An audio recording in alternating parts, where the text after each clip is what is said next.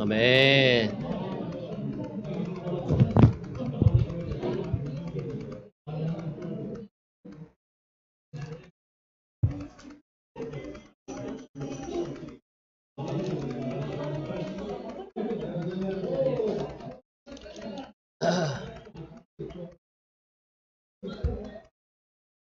아멘. 아멘. 반갑습니다, 여러분. 오늘 또 이렇게 가을날, 가을을 물씬 느끼는 날에 우리가 하나님께 예배를 드릴 수 있어서 기쁜 것 같습니다. 오늘 제가 여러분과 나누고 싶은 말씀은요, 갈등 속에서도 하나 되는 교회라는 제목입니다. 어떻게 보면 이거를 바꿔서 얘기해도 갈등 속에도 하나 되는 우리의 갈등 속에서도 하나 될 수 있는 우리의 공동체, 또 우리의 패밀리 그룹이라고 이야기할 수 있겠죠. 먼저는 우리 성찬을 나눠준 우리 김상찬 형제에게 인사의 박수를 드리고 싶습니다. 아멘. 감사합니다. 저도 고통을 사랑해야 한다는 이야기가 쉽지는 않은데, 제가 지난주인가? 지난주에 서울에 우리 딸 대학교에서 큰 대형 교회에 현수막이 붙어 있는데, 고난은 도적이다 라는 게 제 마음속에 갖고 있었거든요. 사실 우리의 삶에 있어서 그 고난이 고통이 우리를 만들어가고 또 우리를 빚어가는 시간들이 아닌가라는 생각이 듭니다. 그래서 우리가 고통을 또 우리 고난을 바라보는 시간도 지켜줘야 할 주님께서 우리에게 보여주신 것을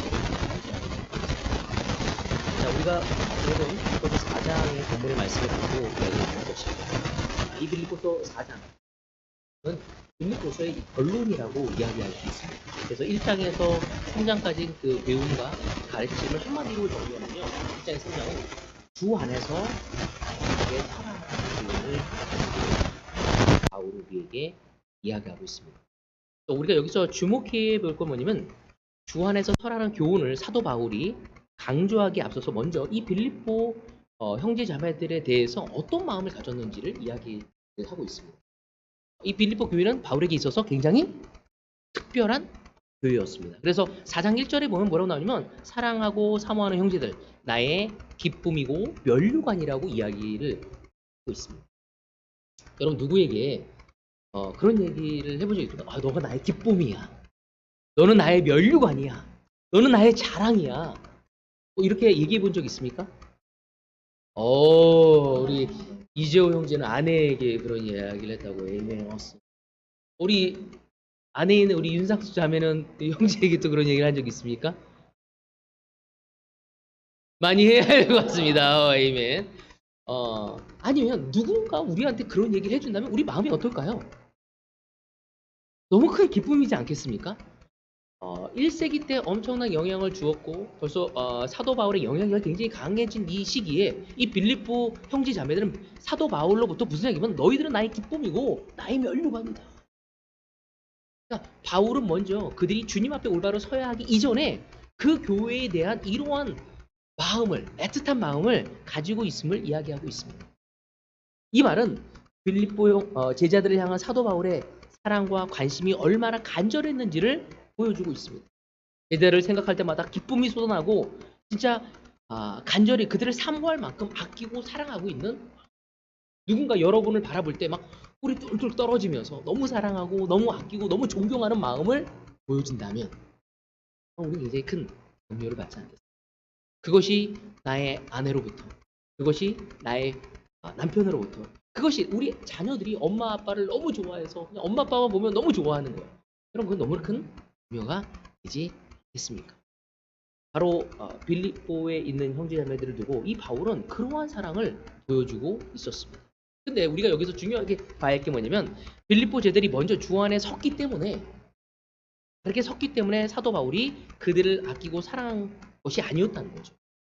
이 빌립보를 읽어보면은 그들에 대한 너무나 애틋한 마음이 있지만, 그 빌립보 교회가 유럽 교회에서 아주 특별한 교회였고 또 바울에게서 힘을 많이 주는 교회였지만, 이 교회가 아무런 문제가 없고 완벽했기 때문이 아니라 문제가 있었음에도 불구하고 바울은 그 교회에 대해서 기쁨이고 사랑이고 면류관이라고 이야기하고 있는 것입니다. 여러분 3장에 보면 무슨 얘기하고 있죠? 그 교회 거짓 선생, 이단의 문제가 있었습니다. 너무나 많은 사람들이 거짓 선생에 따라가는 문제가 있었기 때문에 바울은 그 문제를 해결하고자 일을 하는 내용이 나오고 있습니다. 또한 오늘 4장 본문에서도 보면 느낄 수 있지만 이 교회 안에 어떤 일이냐면 갈등이, 다툼이 있는 모습이 드러나게 됩니다. 그러니까 빌립보 교회가 완벽한 교회가 아니라 문제가 있는 교회였다는 거죠. 그 안에 벌써 다툼이 있었고 그 안에 거짓 선생에 의해서 인간적인 상황이 그들을 어렵게 하고 있는 상황이었습니다. 그들의 문제 속에서 그들의 부족함과 연약함이 드러났는데도 불구하고 바울은 그 교회에 대해서 기쁨이 있었고 면류관이라고 얘기했고 그들을 너무 사랑하는 마음을 표현하고 있었던 것입니다. 그래서 저는 너무 이 마음에 대해서 도전이 되었어요. 여러분, 여러분의 배우자를 언제 사랑하십니까? 문제가 없었을 때. 내 비율을 잘 맞췄었을 때. 이럴 때 주로 사랑하지 않습니까? 사랑해야 할 때 언제 하겠어요? 여러분하고 부딪히고, 여러분하고 문제가 생기고, 해결되지 않았는데, 그런 표현하기 어렵잖아요. 심지어 우리 자녀들한테도 그런 게 어렵습니다. 근데 바울은 그 교회의 부족함과 그 부족함이 있었는데도 불구하고, 연약함이 있는데도 불구하고, 그들을 사랑하고 있고, 우리는 이 부분을 염두에 두고 오늘 이 말씀을 들을 수 있어야 합니다. 그러니까 교회라는 건 뭐냐면 성이나 성인 그리고 의인들이 모인 곳이 아니라 사실 죄인들이 모인 곳이에요. 바울은 그것을 알고 있었습니다. 그래서 아직 우리는 천국이 아니라 죄 많은 이 땅에서 살고 있다. 우리가 몸담고 있는 교회는 아직 천국이 아니라는 것입니다.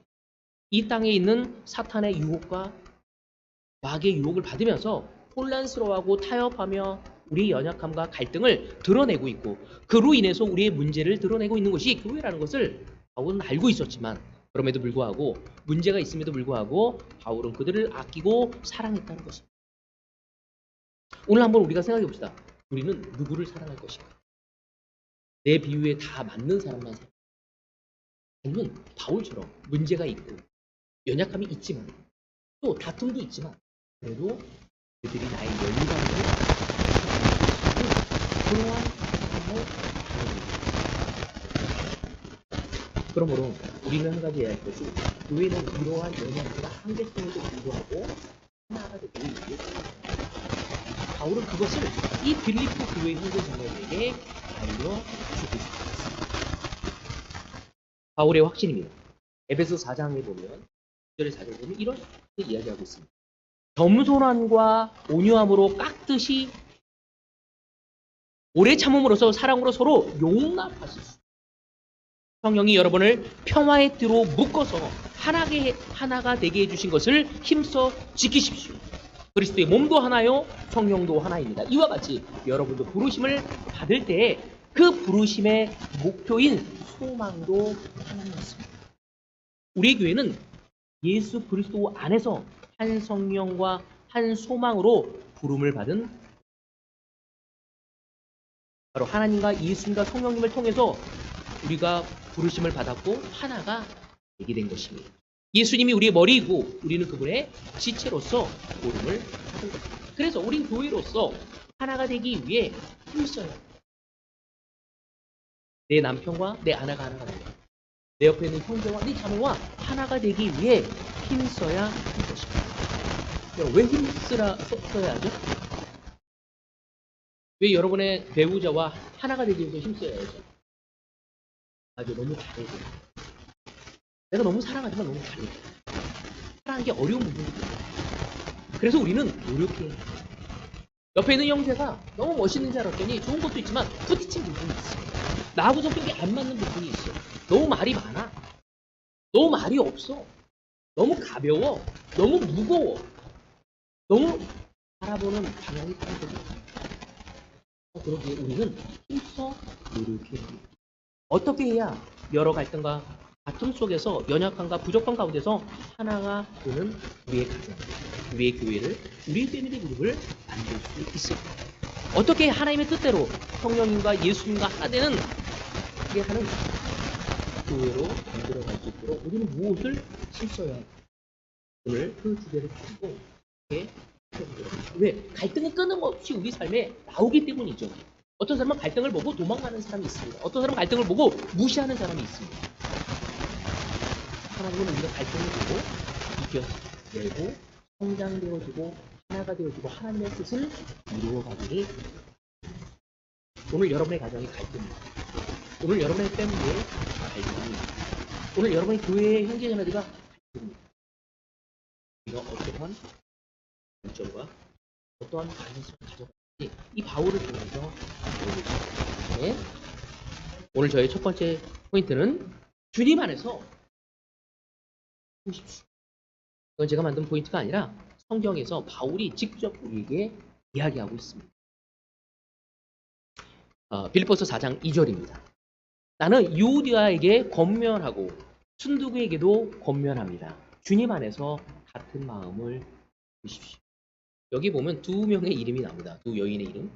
유디아와 순두개는 두 여인이 나옵니다.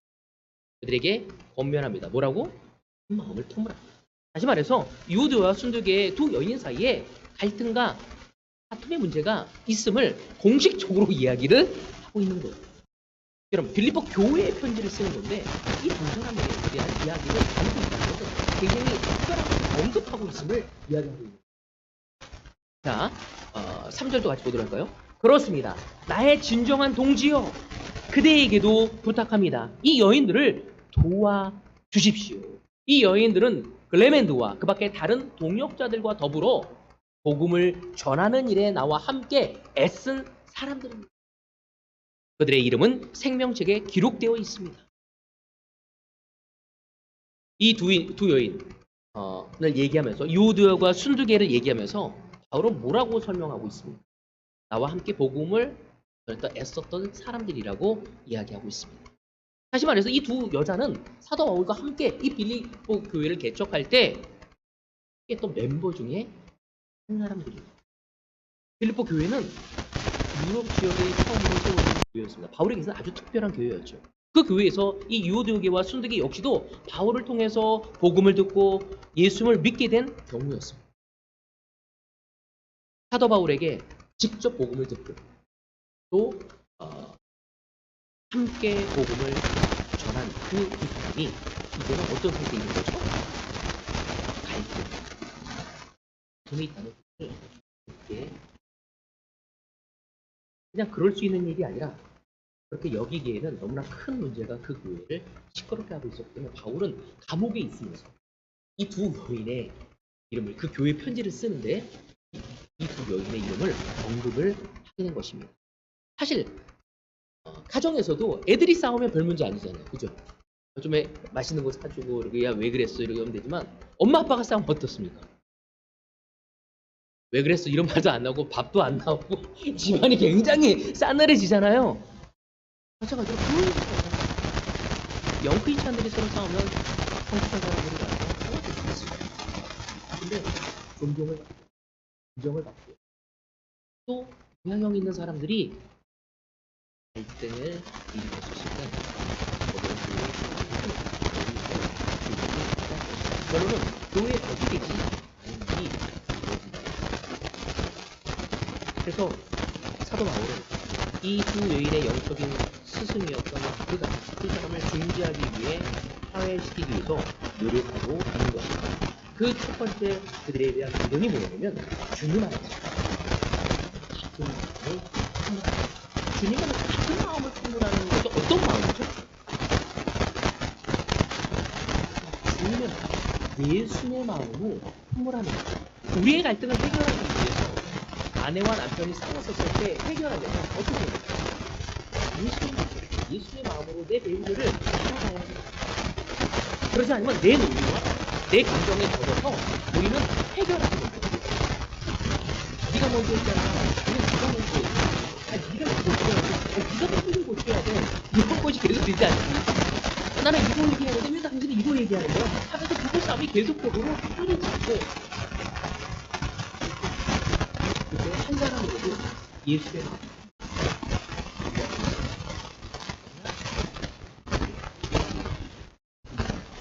여러분 빌립보서 이게 이미 배웠습니다. 예수의 마음이 어떤 마음인지 그죠? 하나님과 동등한 존경하신 분이었지만 공정하게 여기지 않고 기꺼이 낮아지셨기 때문에 하나님이 그 예수님을 가장 높이셨다는 이야기를 필립보에서 이야기를 하고 있습니다. 바로 예수님의 어떤 마음인가? 섬김과 겸손, 바로 순종과 복종의 마음에 대해서 이야기한 거죠. 하나님과 동정하신 예수님께서 자신을 비우시고 이 땅의 종의 로 내려오셔서 우리를 섬겨주시고 우리를 낮아지심을 설명한 것이 빌립보서 2장입니다. 그분이 낮아지고 섬기셨기 때문에 겸손한 모습으로 순종하셨기에 우리가 지금 구원을 받고 이 자리에 있는 거 아닙니까? 여기에 최정환 형제가 앉아있고 강세 형제가 이 자리에 앉아있을 수 있는 이유는 무엇 때문입니까? 바로 예수님이 교회의 형태로 내려오셨어요. 기꺼이 낮아지셨고 순종하셨고 섬기셨기 때문에 우리가 하나님의 자녀가 된 것입니다. 오늘 바울은 이 유디오가 순족에게 어떤 모습이어야 하는지를 이야기하고 있습니다. 바로 예수의 모습을 닮아가는 것을 이야기하고 있습니다. 그렇지만 그들은 예수의 모습으로 재밌지 않아요. 왜? 어느 정도 이 교회의 영향력을 갖추게 되어지면서 갈등과 다툼의 원인이 교회에 움직이게 된 것입니다. 여러분 보통 우리가 다른 사람하고 다툼이 생기는 이유가 뭐 때문이죠?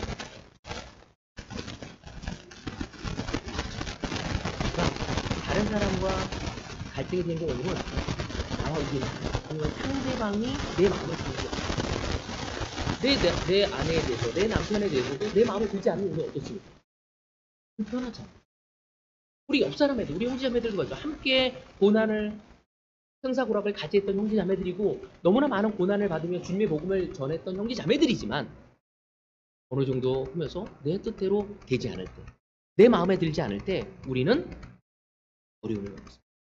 내 마음대로 상대방이 되지 않는다는 거예요. 내 고집과 내 주장대로 움직여주지 않는 거죠.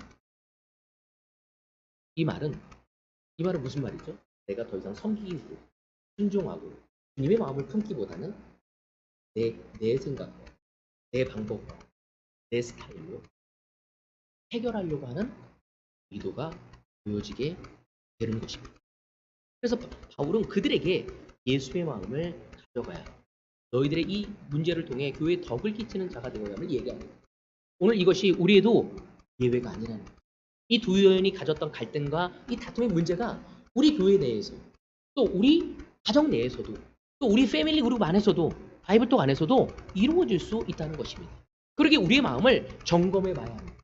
내가 예수 그리스도의 마음을 갖고 내 남편을 대하고 있는지, 내가 예수 그리스도의 마음을 갖고 내 아내를, 내가 예수 그리스도의 마음을 갖고 내 자녀들을 대하고 있는지, 내가 예수 그리스도의 마음을 갖고 내 옆에 있는 형제 자매들을 대하고 있는지는 너무나 중요한 것입니다.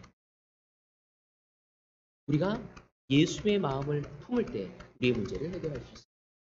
제가 너무나 감사한 것은 우리 가정 내에서 우리가 부모의 권위를 가지고 자녀들을 요즘에 제가 성역 공부를 하면서 감사했던 것은 한 가정 안에서 자녀와 부모의 문제가 생겼어요. 그래서 가서 도와주게 되었어요. 그래서 너무 감사했던 것은 아들이 부모로부터 상처받은 이야기를 했어요. 근데 부모는 충분히 거기에 변명될 게 있을까 없을까? 너무나 많죠. 그렇지만 너무 겸손하게 그 부모가 그 자녀에게 그 이야기를 듣고 마음 아파하고 미안하다고 사과를 하며 용서해달라고. 그때 그 자녀가 어땠을까요? 용서할 뿐만 아니라 감동을 받고 고마워하고 또 그 자녀 역시도 아버지와 어머니가 상처받은 것을 이야기했었을 때 기꺼이 용서를 구하고 있는 모습을 저는 옆에서 지켜봤습니다. 저는 그것이 하나님이 능력이고 놀라운 기적이라는 생각이 들었어요. 만약에 그 부모가 하나님을 알지 못했다면 자녀에게 사과하지 않았을 거예요. 그 내용을 들어본 화낸 내용을, 상처 준 내용을 거기다 보면 자녀가 사춘기를 겪으며 너무 무례했고 옳지 않은 행동이었습니다. 하지만 그거를 도와주는 것까지도 예수님의 마음으로 도우지 않는 거에 대해서 거의 사과하고자 하는 마음으로 너무 감동을 받았습니다. 그 모습이 그 자녀가 부모로부터 내가 어떻게 겸손해져야 하는지를 말로가 아니라 삶을 통해서 배우게 되는 거죠. 이처럼 우리 형제 자매들 안에서도 이런 모습을 다툼과 갈등을 해결할 수 있는 유일한 키는 그리스도의 마음을 품을 때 그 마음이 어떤 건지 섬김과 겸손과 순종과 복종의 마음을 가져가는 거예요. 무엇에? 그 사람의 말에 순종과 겸손이 아니라 그리스도의 말에 순종과 겸손의 말씀을 서로에게 대할 때는 연합이 되어줄 수 있고 그래서 순종과 사랑과 관계를 가져갈 수 있습니다. 두 번째 포인트. 주님 안에서 서로 동역자라는 것을 기억하자. 바울은 첫 번째는 주님 안에서 예수의 마음을 품으라고 얘기하고 나서요. 두 번째는 해결 방법은 주님 안에서 서로 동역자라는 것을 기억하라고 얘기합니다. 우리 팀장 가지고요. 빌립보서. 그렇습니다.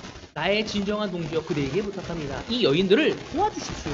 이 여인들은 클레멘드와 그 밖에 나의 동역자들과 더불어 복음을 전하는 일에 나와 함께 애쓴 사람들입니다. 그들의 이름은 생명책의 길. 여기서 본 사도 바울이 유오디아를 권하고 순들에게 복음을 함께 힘쓰던 그들에게 뭐라고 소개하고 있죠? 뭐라고 얘기합니까? 그들의 소개하고 문제가 있습니다. 진정한 동지를 문제가 있고 다툼이 있는 그들을 상기시켜 너희들이 나의 누구인지 나의 동역자다. 나의 동지가 진정한 동지들이라고 이야기합니다. 그러면서 다른 형제자매들에게도 그 이야기를 하면서 글레멘드와 다른 동역자들에게도 권면하고 있습니다. 무엇을 하라고? 그들을 도우라고. 그럼 오늘 시간 여러분 형제자매들의 삶에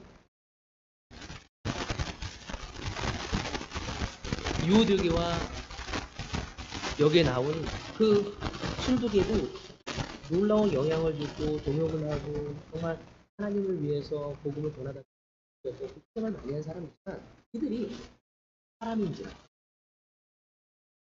인간적으로 놀고 있고 이기적으로 될 수도 있고 도망가 마음이 나타나서 뒤를 찍게 되었고 주님 안에서 옳지 않은 행동을 보였었을 때 다른 사람이 들어가서 그들을 도와야 할 것을 이야기하고 있습니다. 그런 교회는 함께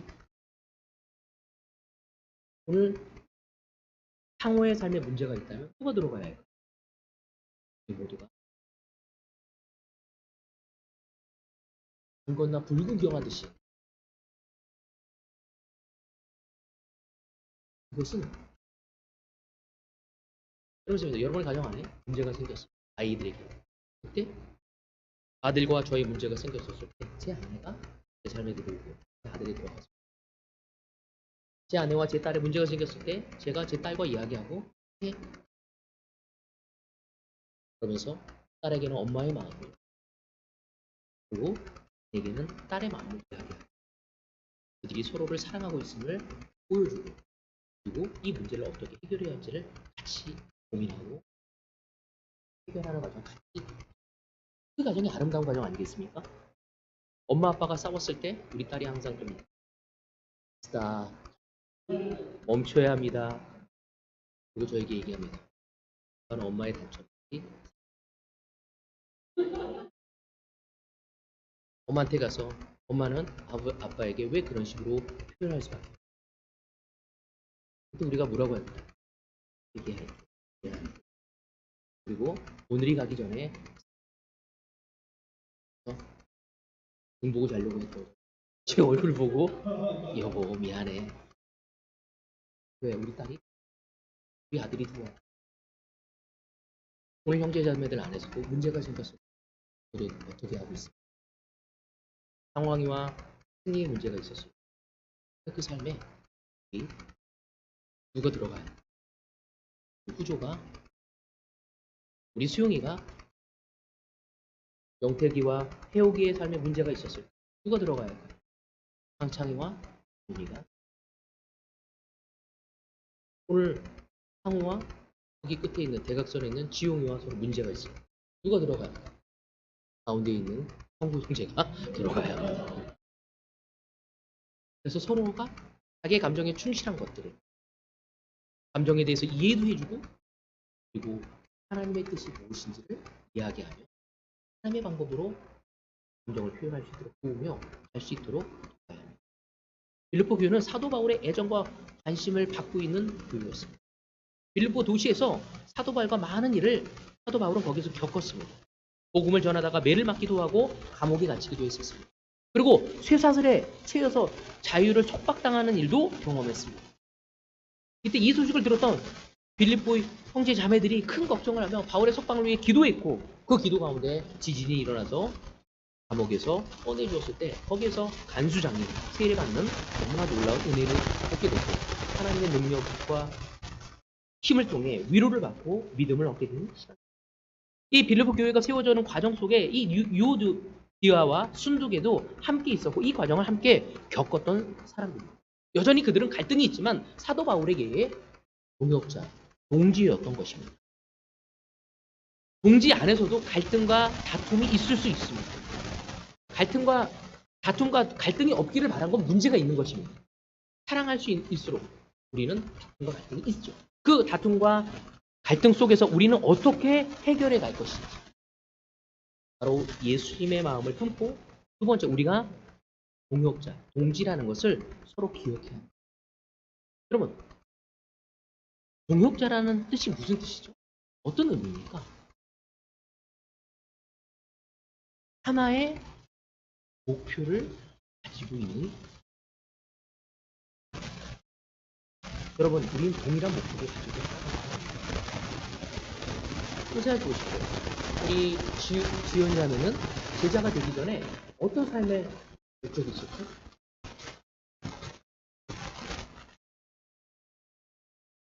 행복하게. 하기 중심교회. 나만 행복하면 돼. 그렇잖아요. 우리 안희 씨는 어떤 꿈이 있었죠? 꿈이 없었어요. 내는 대로 살자. 살자였어. 그것도 내 중심적이고. 그것도 제자가 되기 전에 그냥 행복하게 쾌락을 추구하며 살아가고 있었어. 나만 즐거우면 돼. 그래서 근데 꿈이 뭐냐면 제가 어렸을 때 비디오방하고 슈퍼마켓 하는 게 꿈이었어요. 그러면서 정말 이렇게 밖에 노는 거였죠. 제가 한참 성경을 알기 전에 제가 한참 막 클럽에 빠져 있을 때거든요. 그래서 아마 윤상편을 애프터눈이라고 아실 거고 라이트장 몰라요? 이대 앞에 아주 7층에 있었던 거기를 막 열심히 하고 막 이태원의 막 유니콘이라는 나이트가 아주 유명했거든요. 아실 거예요, 아니 씨는 그죠? 그런데 막 종로의 서울테크 막 이런데 구글관 막 이런 데를 돌아다니는 때였습니다. 나만 즐거우면 되는 거예요. 그렇지만 예수님하고 나는 삶의 목적이 다른 거예요. 우리 모두는 동일한 목표, 동일한 삶의 목표를 가지고 이제 살아가는 거예요. 최종 목적지가 같은 사람이라는 것입니다. 예수님 안에 묶여있는 사람이에요. 뗄래야 뗄 수 없는 관계라는 거죠. 영적인 가족이고 우리는 하나가 되는 신앙생활은 그렇게 혼자 할 수 없어요. 신앙생활 혼자 할 수 있어요. 성경 어디도 혼자 하라고 얘기하지 않습니다. 그러니까 나 혼자 왔다가 교회 왔다 갔다 한 건 제자가 아닙니다. 그냥 구경뿐이에요. 제자의 삶은 내 삶에 누군가 들어와야 하고 내가 누구 삶에 들어가는 삶. 바로 그것이 교회인 것입니다. 바로 그렇기 때문에 예수님은 하늘나라에 올라가시기 전에 하나가 되기 위해 기도합니다. 여러분, 최소한 하나가 된다는 건 몇 명 이상이 되어야죠? 2명 이상이 되어야 된다는 거예요. 그리고 지체가. 우리가 지체가 되어서 함께 어울리는 것입니다. 여러분, 가정 안에서도 늘 문제가 있을 수 있습니다. 그렇지만 문제가 있다고 부모님 필요 없고 형제가 필요 없고 자식이 필요 없다고 얘기하지 않습니다. 여러분, 우리는 가정 안에서도 그 갈등이 있지만 그 갈등을 안고 서로를 사랑하고 지켜가며 그 유교 관계를 가져가듯이 우리도 뗄래야 될 수 있는 관계가 아니라는 거예요. 그럼 한번 해보자.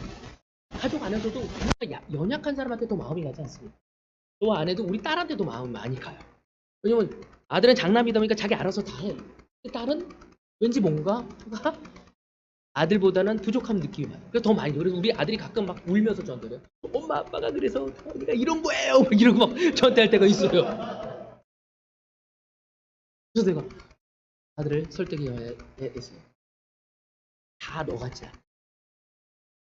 너가 잘하는 게 있고 다 하는 게 있고 또 너가 못하는 걸 다 하는 게 잘할 수 있고 네가 잘하는 걸 다 하는 게 못할 수 있다. 그건 서로 도와야 함을 이야기하고 있어요. 그리고 이제는 그걸 인정하고 돕고자 하는 가족이 되는 거죠. 이렇듯 우리도 교회에 대해서 문제가 있는 사람들에게 더 관심이 가고 더 마음이 가고 더 노력할 수밖에 없는 것입니다. 여러분, 중요한 것은 갈등이 아니라 그 문제를 어떻게 봉합하고 해결하는지가 더 중요한 거죠. 싸움과 다툼이 생겼을 때 이상한 일이 아니라는 것입니다. 우린 인간이고 또 죄성을 가졌기 때문에 당연히 벌어질 수 있다는 것입니다. 우리가 꼭 기억해야 할 게 뭐냐면 동역자 의식이 무엇인지, 하나님이 나만 부른 게 아니라 옆에 있는 우리 상수기를 불렀다는 것입니다. 옆에 있는 정미를 불렀다는 것입니다. 예수님이 나만을 위해 돌아가신 것이 아니라 재우기를 위해 십자가에 돌아가셨고 바로 보안이를 위해 십자가에 못 박혀 돌아가신 것입니다. 나만 특별하게 여기는 것이 아니라 하나님은 세일을 너무 특별히 여기시고 또한 성화 영수를 특별히 여긴다는 것을 우리는 이해합니다. 그것이 동지의식이고 그것이 동역자 의식인 것입니다. 나만 보는 것이 아니라 우리 모두를 불렀음을 기억해야 하는 것입니다. 그래서 우리는 예수의 마음을 품고 서로 동역자의 마음을 가지고 함께 해결해 가야 합니다. 나만 잘나서 교회가 운영되는 것이 아니죠. 하나님은 내가 잘나는 것을 통해 다른 사람을 돕기를 원하는 거지, 내가 잘나서 다른 사람을 비난하기를 원하지 않습니다. 다른 사람이 못난 것을 통해 내가 도와주기를 원합니다. 그것이 교회고 하나님이 원하시는 것입니다. 누구에게 부정적인 화살을 보내는 것이 아니라 그 부정적인 것을 내가 더 예수님처럼 되어서 그 사람을 예수처럼 돕기를 원하는 것이 바로 우리의 가족이고 하나님이 우리에게 주신 공동체 의식인 것입니다. 여러분, 우리는 운명 공동체입니다.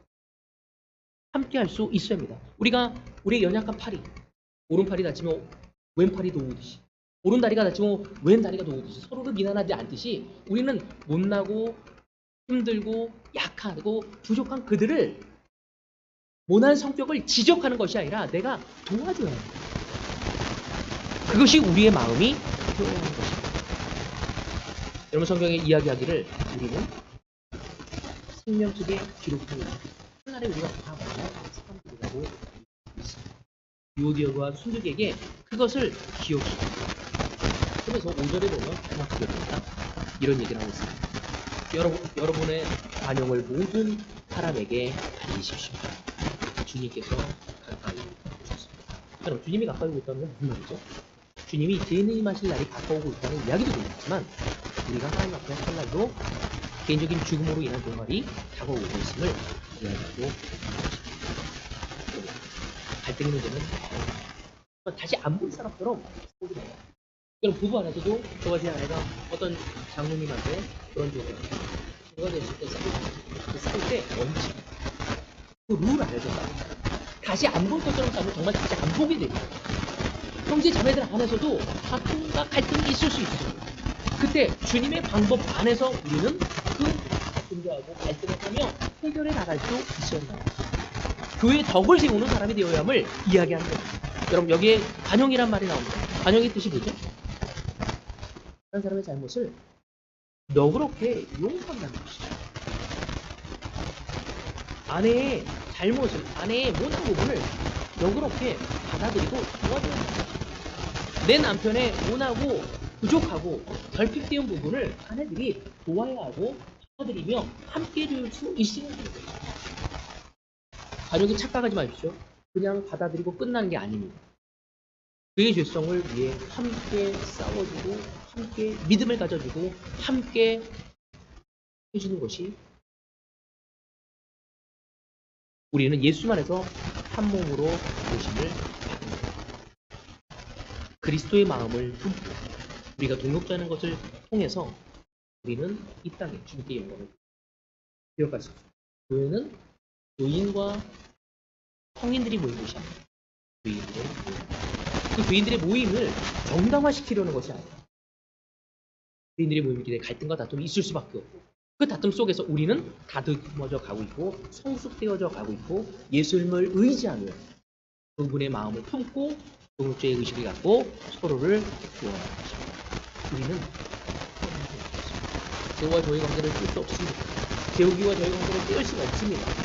영특이와 저희 관계를 뗄 수가 없습니다. 우리는 갈등을 극복하고 하나 되어서 주님께 영광을 돌리고 서로의 잘못을 용납해주고 도와주는 이렇게 영광을 돌릴 수 있는 키워갑니다. 이 세상의 빛과 소금을 이루는 저는 우리 모두가 되기를 바라면서 오늘 말씀을 여기서 마치도록 하겠습니다.